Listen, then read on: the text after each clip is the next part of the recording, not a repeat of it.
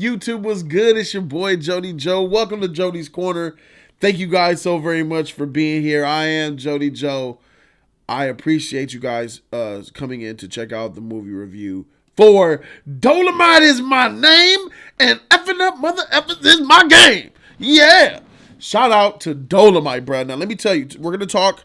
I'm not gonna spoil it because it's still relatively new, even though this film is maybe 4 or 5 days old, almost a week old. I'm not going to spoil it because I do want people to go and see this. Now, I do know that this is basically he's playing a character who has lived in the past, and I understand that Jody spoiled it. Nah, because there's because I'm putting myself into this. I am not a fan of black exploitation movies. I think I had a negative look going into them before even seeing this Dolomite movie. I really need to explain to you the type of person that I am before I saw this film. I don't like them old Shaft movies like that. Shaft is more cool because it's less black exploitation. It's less a little bit. I don't like the title blaxploitation because it's negative. Exploitation is not good, especially black exploitation. It exploits the tropes of black people in my opinion, a negative way, because those blaxploitation movies, they lack quality, they lack depth, they're not like real films how I used to look at them. Like they don't have the best directors or writers or quality or cameras or it's stereotypical like a motherfucker. And that's the way I look at blaxploitation movies. I even hate saying blaxploitation. I just don't like saying it. So I didn't see Dolomite before seeing this movie. I know of Dolomite.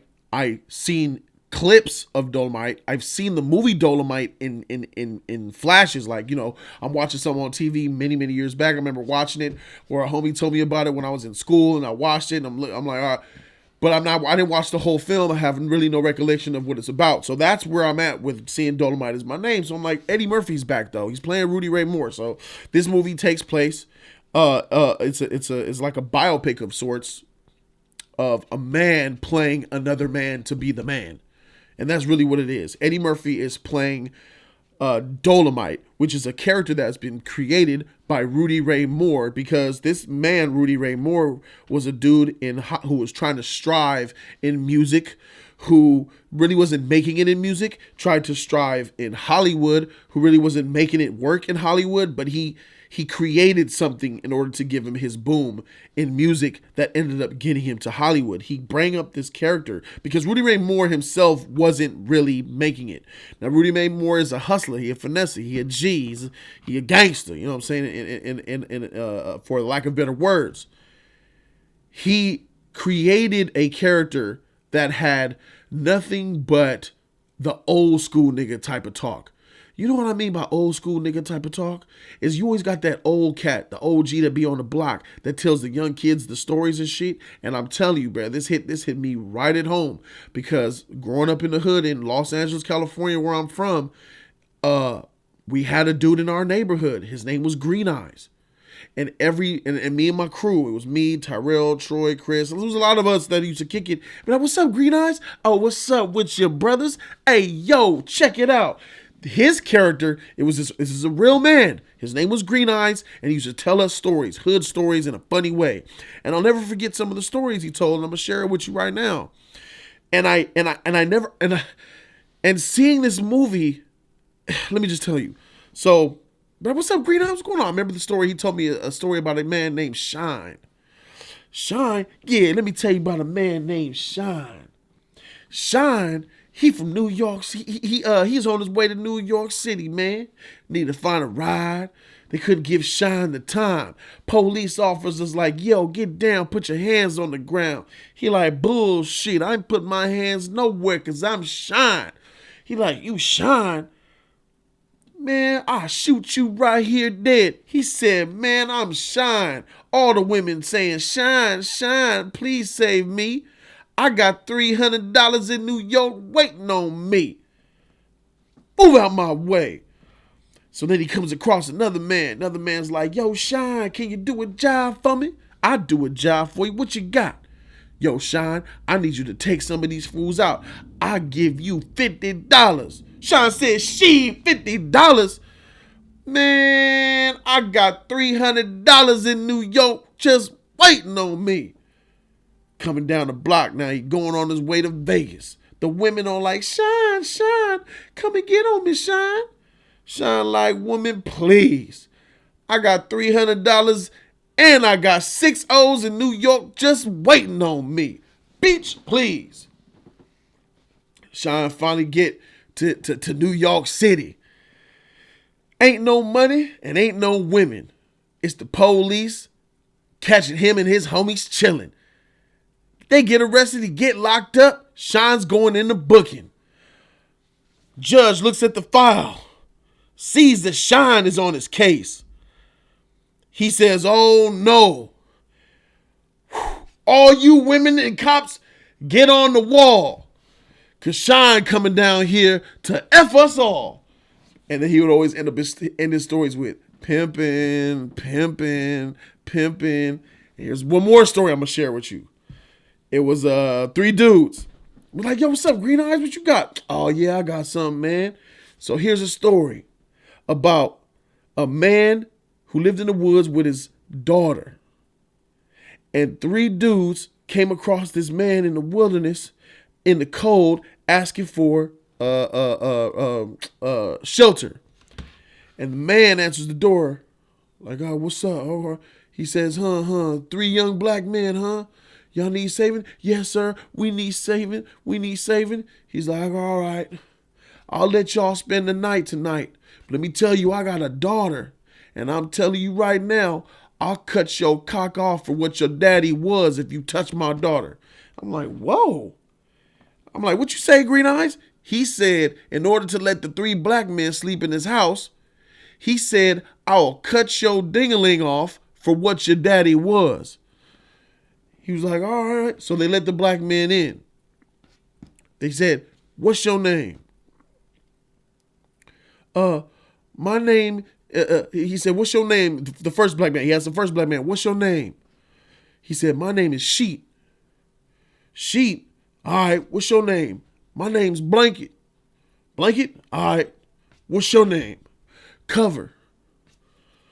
Some weird. All right, come on in. You gonna stay. You remember? Nobody mess with my daughter or I'll cut your ding-a-ling off for what your daddy was. So they come in, they welcome him into the house. They sleeping overnight. And then they got the daughter in one room and then the 3 boys sleeping in the other room down the hallway. They all talking amongst each other. He said, yo, I'm about to go. He gotta go do it.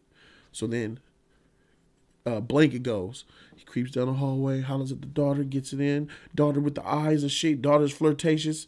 He goes up in there, ring it, ring it, ring it. Dad feels like he heard a creak in the wood. Yo, what's going on? Baby, you okay? Yeah, Daddy. Blanket's on me. A blanket's supposed to be on you, girl. It's all right. Go to sleep. Blanket come back in. I got it, bro. For sure. So Cover, he like, here I go. Cover getting his in. Dad's like, everything good, baby? Yeah, Daddy, I'm good. Cover's on me. Cover's on you? Cover's supposed to be on you, girl. Girl, you tripping. Cover come back. Sheet, it's up to you. Sheet, go in there. It's cheesy, but it's great when you're a kid. Sheet goes in there. Ring it, get in. The sheet's on me. Sheet's on you. Woman, ugh. So he's sleeping. He's like, wait a minute. Sheet, blanket, cover. Oh, shoot. Gets his gun. Bam. Gets the dudes, breaks it up, lines them all up, puts them on their knees, butt naked. Mind you, I'm 12 years old. We're all 12, 13 years old hearing this. We're laughing like a motherfucker. This old man telling us this story about this dude, these black dudes getting in with this white girl. You know, having sex with a white girl who wants some BBC. So we're laughing and shit. So he lines up the 3 black men on their knees. He's like, I told you not to mess with my daughter. or I'm gonna cut your dingling off of what your daddy was. You, Blanket. What was your daddy? My daddy was a baker. So he baked his cock off. Put that shit in the oven, baked it off. Gone. Burnt that shit. Gone. Blanket. What was your daddy? My dad was a butcher. Chopped his dingling off. You. She. What was your daddy? She's like this. He said, my daddy was an ice cream man, so you gonna have to suck mine off. Pimpin'. And we just rolling like a motherfucker. When you think about it as you get older, you're like, he was an ice cream man. So couldn't even just like froze it off, put it in the freezer or something. But it's tight because you're a kid. You don't really, as a kid, you're not used to hearing this vulgar language. You're not used to hearing these type of stories. I wasn't. And well, none of us were, because we was all freaking cracking up. Because here's this older man talking to us youngsters. And, you know, usually old man, watch out, little niggas. But this dude used to come, we used to get in the group around, he used to share that now. And I could tell, like, God dang, did this motherfucker watch Dolomite? And I'm thinking, like, this is like 1997. So this is like 1997, 1996, where I'm getting these stories. Dolomite came out in the 80s, late 70s, early 80s maybe? No, it's probably the 70s. 70s. Yeah, it was the 70s. Came out in the 70s. So I'm like, dang, this motherfucker Green Eyes in 1997, he looked to be a man of about 50, 55. So I'm like, God dang. In your 20s and 30s, Dolomite was out. You was watching that Dolomite. Motherfucker Green Eyes got that shit from Dolomite, bruh. And that's just a freaking mind-blowing shit for me. When I'm watching, I'm like, wow, okay. So Green Eyes, a real dude in my life, got impacted by a real dude that existed in Rudy Ray Moore, who created this character Dolomite. And I told you these couple stories because they're real, and because that's the freaking impact and how real that she was. If you know how you hear stories about things that happen in places that you've never been to, like, oh, okay, it was, but when it actually affected you in some way, and actually you have a dog in the fight in some way, it changes that shit. And I'm like, wow. So I could really vouch for the impact that Rudy Ray Moore had on his people. Now, it was exploitative because the idea is that black people weren't really represented in Hollywood the way they should have been. Really wasn't represented in Hollywood mostly at all, besides these little hillbilly, these little bad roles here and there, these good boy roles here and there. You know, Sidney Poitier was kind of like a one-off, like just an anomaly almost. You know what I'm saying? So Sidney Poitier is great, by the way. I'm just saying the opportunity that he was given was just not. It's not normal. It's not normal way of Hollywood.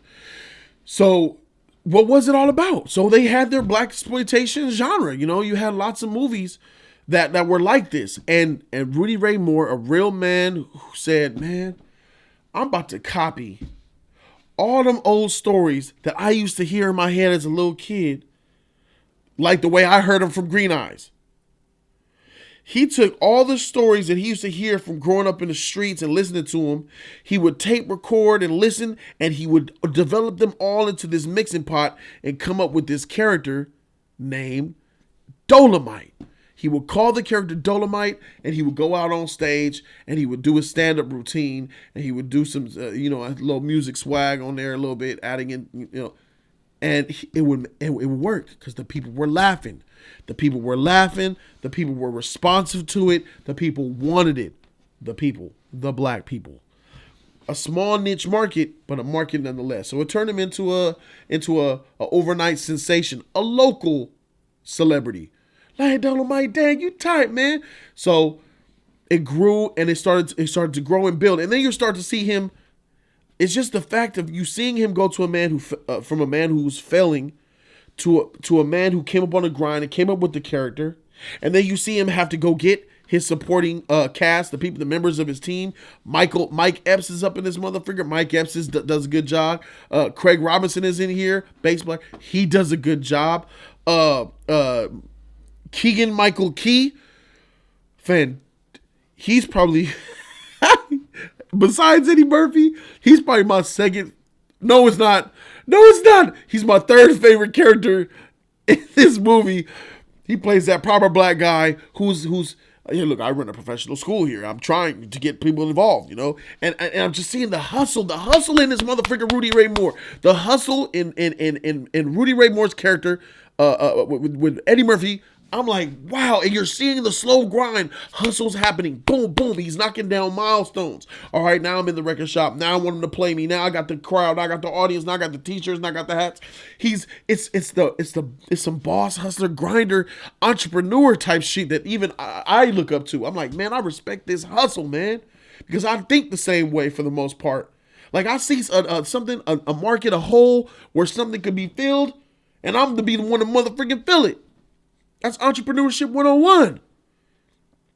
Finding a need for something and giving and supplying it for that specific need.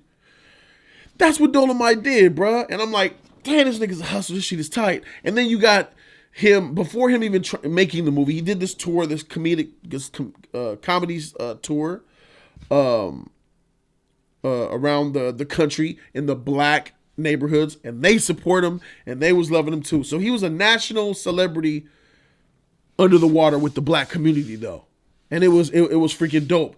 And then he said, I want to make this movie. That's when Keegan-Michael Key comes in. Hey, and you see this preppy black dude who feels like he's above making, what are you doing, some hood movie? I don't know what's going, but he was on board with it. And seeing him come on board in the way, and he came on board, he was willing to sacrifice the professionalism. He was willing to sacrifice a lot just to be a part of something with this hood nigga who just has a tremendous amount of ambition, and he respected it and he joined it. This film feels good, man. This is one of the most best feeling black movies that I've ever watched. And it's not because he's Dolomite. It's not because of he's extra funny. It's simply because of seeing behind the scenes of the character of the movie and seeing how the black people came together to help one another. That shit is beautiful to see, and it's organic. It's delivered so well. It's so well written, this movie.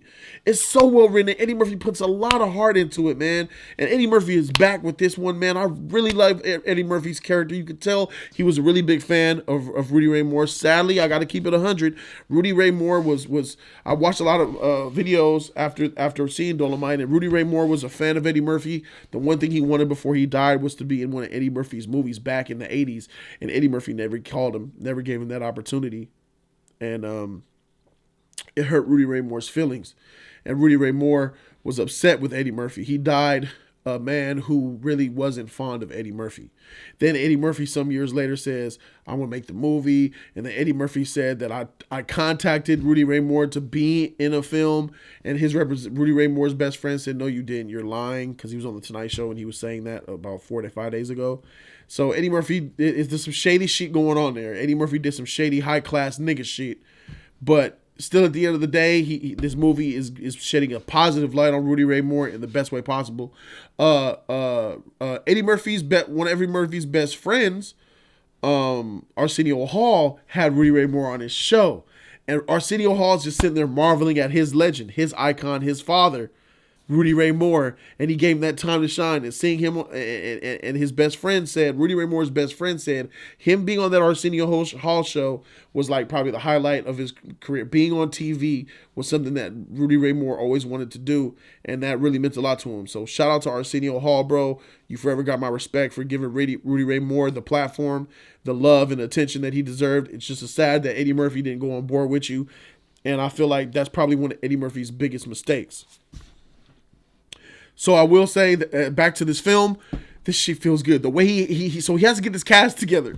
So he gets this Juilliard type of dude, this professional dude who and Keegan-Michael Key to be the writer, the writer of his film Dolomite, and he keeps his crew, Craig Robinson and Mike Epps, and he has to he wants to get a female, so he's in a comedy club, and you see he comes across this heavyset black woman, and the way he gets her and comes across her is dope. I love the way they first met.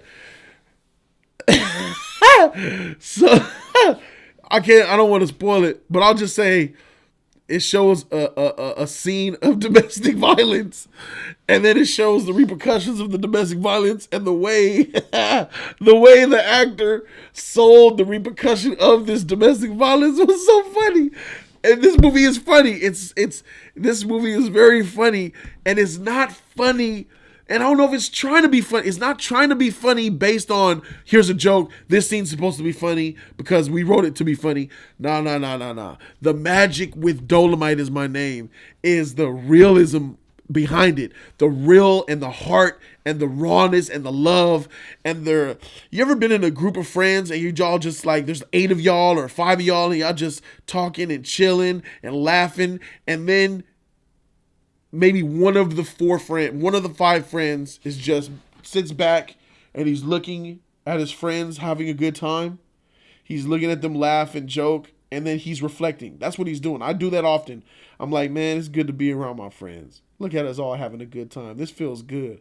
You got that cozy, warm, tingly feeling while watching Dolomite. It's like the adult version of Disney Tingles.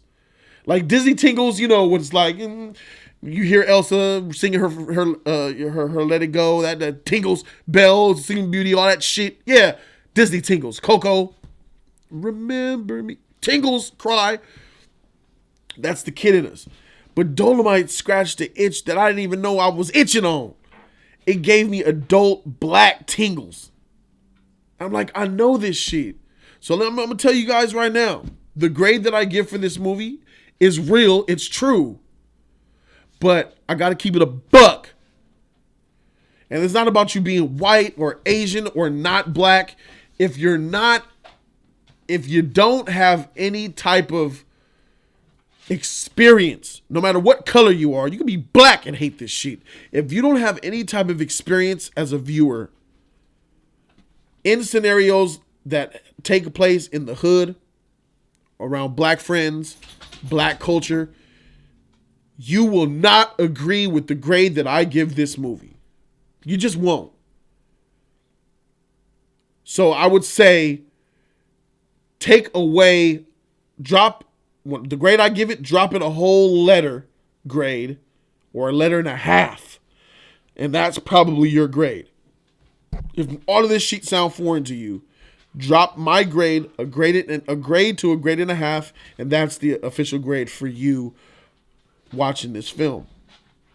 But Dolomite has so much good blackness and good energy and good love and positivity. It's a feel-good movie that you just enjoy watching. I was watching this movie and I'm like, I gotta go pee. So I go pee. I'm like, dang, man, my girl's still watching it.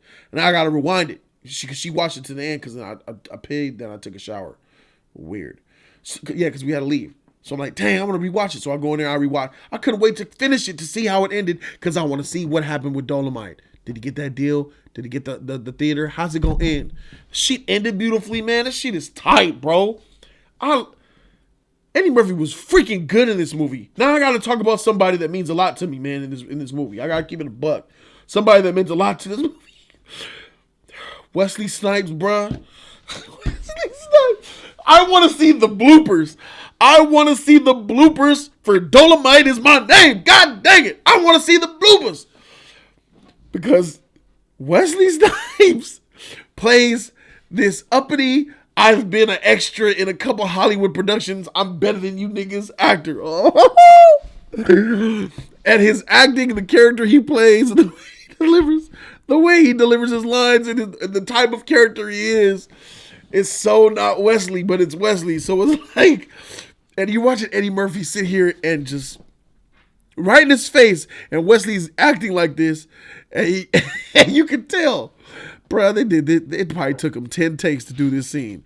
Because I know Eddie Murphy was dying on the first few takes, like, because I'm laughing, like, it's Wesley Snipes. It's tight, man. This movie is tight. Shout out to Wesley Snipes. Wesley Snipes is my second favorite. It's real close. He's my second favorite character. It's Eddie Murphy, Wesley Snipes, and then Keegan-Michael Key, man. And then, you know, it goes down from there, man. But this movie has a lot of good going for it, man. Just seeing the hustle, seeing the way white people come in and they believe in it. So shout to the people, shout to the white people that believed in Dolomite, who gave him that shot and that opportunity. That's freaking amazing and dope. This movie educated me, man. This movie stop. This movie about this Rudy Ray Moore, it changed my perspective, man. It changed my whole entire way I look at black exploitation movies. That's what this motherfucking movie did for me, man. This movie did something for me that it unchecked. It checked the box that needed to be unchecked, that needed to be checked, that had dust on it, had stains on it. You know what I'm saying? It was my disdain for the blaxploitation type of films. This film reversed that for me, man. That's what Dolomite Is My Name did for me, man. This movie has great acting performances across the board. A tremendous cast. It has love, passion. It's well paced. It's well thought out. It's solely well written. It's well directed. This film, as a regular, without the sheet, is a good freaking movie. Everybody should watch Dolomite Is My Name. But I know this is 2019, and I know how people feel about black people and about hood shit and about poorness and I get it. Everybody has, you know, their own preferences. But this is a really feel-good movie. And I'm proud of this film, man. Good shit. Good on you, Eddie Murphy. This is a good way to make a comeback, bro. I love this movie, and I give Dolomite Is My Name. I give that shit an A, bro. Keep that shit a buck. I got an A for this motherfucking movie, bro. Yes. Call me what you want to call me, but I gotta keep it real with y'all. I really like. I love Dolomite Is My Name, and I'm gonna watch it again. It's on Netflix right now, so you ain't gotta sacrifice nothing. Turn your Netflix on, play Dolomite Is My Name, and just, you know, keep that mind open and just let the organicness take you there, right? That's how I feel about it, man. Subscribe down below if you like the content. Thumbs the video up. Jody's Corner merch. Click down below to get yours. Take a picture, show it to me. I'll put you on Jody's Corner Live, my show, my studio production show that airs Monday and Tuesday mornings at 10 a.m. Thank you guys so very much for watching. I'm Jody Joe, and I'm out this thing, man. Deuces.